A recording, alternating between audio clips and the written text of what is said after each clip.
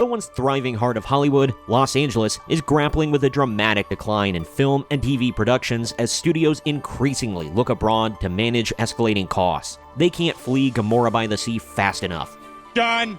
While LA remains synonymous with the entertainment industry, high expenses, restrictive tax credits, and rising permit fees have pushed production to more affordable, incentive-rich locations outside of the United States. Money, please! My money.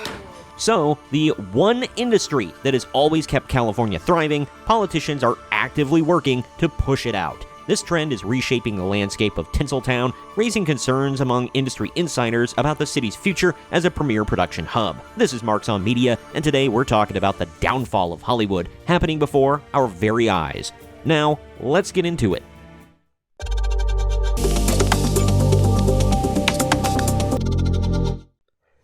As we get into these pressing entertainment matters, we're going to be referencing an article from The Hollywood Reporter titled, "Why Los Angeles is Becoming a Production Graveyard."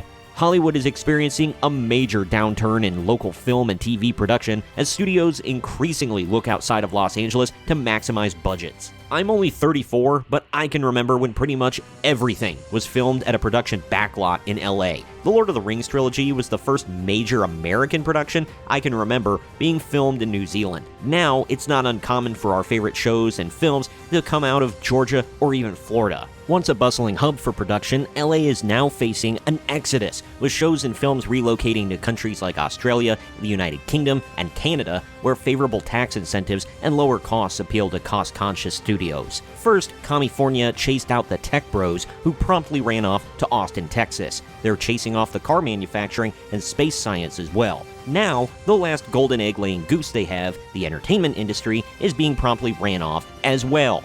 Get the out! The recent loss of Master Chef to Australia exemplifies the challenge LA faces as competing international film hubs gain a stronger foothold. A Film LA report shows that the third quarter saw the fewest shoot days this year, highlighting that the recovery expected after last year's strikes has yet to materialize. With US-based productions decreasing by 35%, LA's share in the industry dropped from 35% to 27% in just 1 year.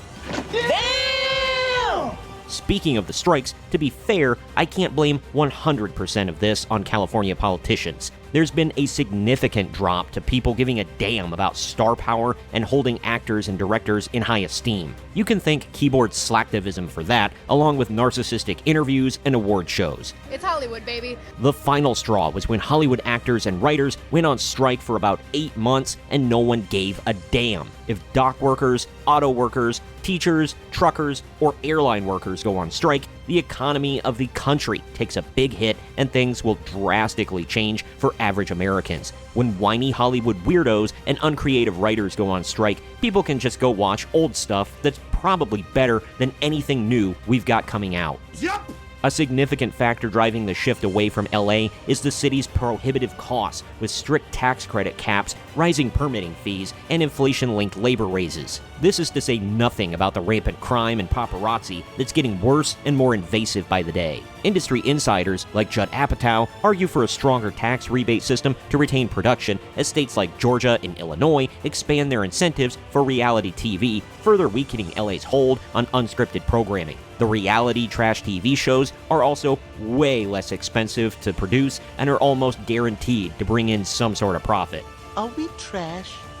Kinda. Amid concerns over recent WGA and SAG-AFTRA agreements pushing up costs, some leaders, like Sony's Tony Vinciquerra, criticize California for not adapting to international incentives, while others worry the industry's own financial decisions are to blame. Yeah, when you throw hundreds of millions of dollars at every single television and film project you have in the works, that is definitely to blame. You can't keep pumping out the same garbage over and over for hundreds of millions, if not billions of dollars, and then be shocked when you don't turn a profit. It's not about money. It's about sending a message. Nobody's going to pay enough money ever to make you profitable off of that stuff. Think of the hundreds of millions of dollars Disney has already pumped into the live-action Snow White movie coming out next year, supposedly, and they haven't even begun advertising it yet. There is no amount of money they could ever make back to justify that cost. It's insane. I think you're all f***ed in the head. But like I said, I think it's a combo of all of this stuff. Hollywood is being taken down both internally and externally. Despite the challenging outlook, some are hopeful for a rebound as the numbers of production starts in the US steadily climbs, signaling potential stabilization in the near future. Sure, Jan. In the end, Los Angeles faces a crossroads as it contends with mounting competition from international production hubs and escalating operational costs. Industry leaders and policymakers alike must weigh the city's role as the historical heart of Hollywood against the evolving demands of modern film production. Addressing issues like tax incentives, permitting fees, and production costs could help revitalize LA's status as a filmmaking epicenter, and that's just the tip of the iceberg. As I mentioned earlier, people just don't care about star power as much anymore. The era of the movie star is dead. He's dead!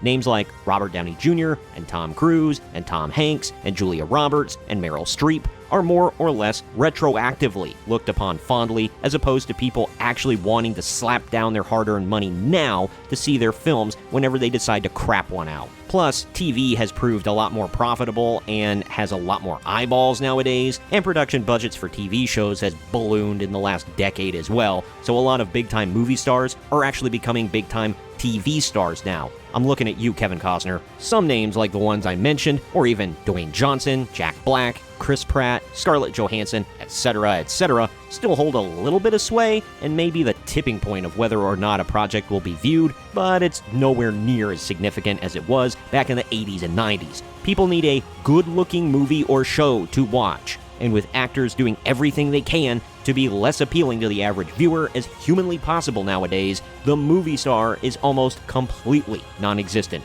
Go yourself. This goes almost hand in hand with the overall arrogance of the coastal elites of Hollywood, turning most modern productions into the bizarro world version of Christian entertainment. Christian movies and shows have always been criticized for being light in story and heavy on message. When anything comes before the story, it drags down the quality of whatever artistic piece you're creating. It's true. No one likes a 2-hour lecture, no matter the subject. And that's exactly what Hollywood is doing. People in middle America don't want to hear this crap.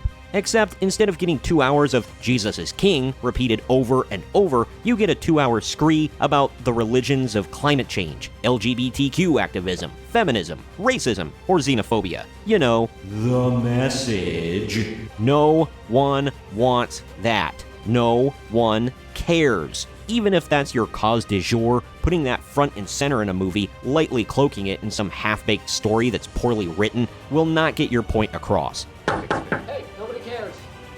Nobody cares. Unfortunately, that's what ends up happening to desecrate intellectual properties that Hollywood manages to get their hands on as well. Instead of getting a popular IP and recreating it for the big or small screen and making that audience happy, or adding onto it in a way that makes sense, Hollyweird tries to make it their own and rewrite it for modern audiences. This is why Marvel interest has waned. Star Wars is dying, The Witcher is tanking, Resident Evil failed multiple times, Tomb Raider has become a lol cow, Willow was so badly received, Disney ripped the entire show off of Disney Plus in less than a year. The most expensive TV show ever made, The Rings of Power, can't even compete with shows with a quarter of its budget, and the list goes on and on. The question remains whether any significant changes will come in time to preserve LA's cultural and economic significance in the entertainment world, or if Hollywood's next golden age will happen elsewhere. Personally, I wouldn't mind seeing the entertainment industry, as it currently stands, being, figuratively, burned to the ground with the earth salted where it once stood. Some men just want to watch the world burn. Comment with your thoughts on all of this. Do you agree with my points? Why or why not? Do you have anything to add that I maybe didn't think about? Let me know down in the comments section. As always, the link to the article I covered can be found in the video description. Also, please share this video around to everyone you know, and don't forget to like the video, subscribe to the channel, and click the little bell to be notified every time I post brand new content. This has been Marks on Media, and we'll see you next time.